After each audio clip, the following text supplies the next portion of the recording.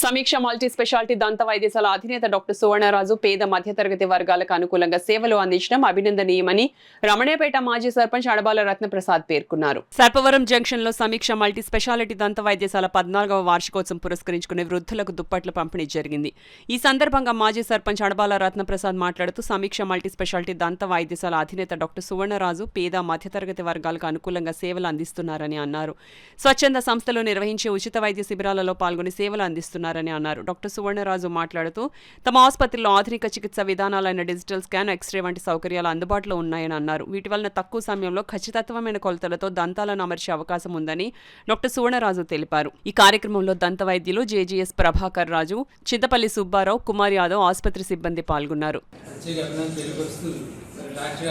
ఎక్కడ వైద్య శిబిరాలు సరే వారు వచ్చి అవగాహన సదస్సులు నిర్వహించి ఎంతోమందికి దంత వైద్యంపై అవగాహన కల్పిస్తున్నారు.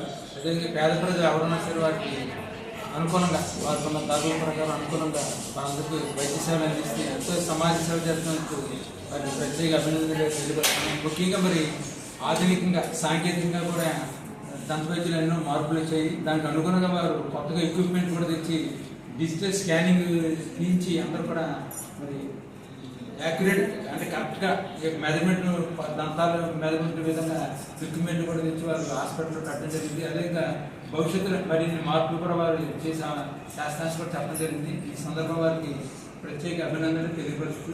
నమస్తే అండి, నేను డాక్టర్ సువర్ణరాజు. ఈరోజు సమీక్ష డెంటల్ హాస్పిటల్ 40th యానివర్సరీ జరుపుకుంటున్నాము. ఈ కార్యక్రమాన్ని ఏర్పాటు చేసిన అడబాల రత్నప్రసాద్ గారికి, టీచర్స్ అందరికీ కూడా నా వందనాలండి. ఈరోజు సమీక్ష డెంటల్ హాస్పిటల్ చాలా అడ్వాన్స్డ్ ఎక్విప్మెంట్తో అంతా కూడా అప్గ్రేడ్ చేయబడిందండి. Digital scanning system, digital X-ray system, అన్ని సర్వీసెస్ కూడా అవైలబుల్ చేశామండి.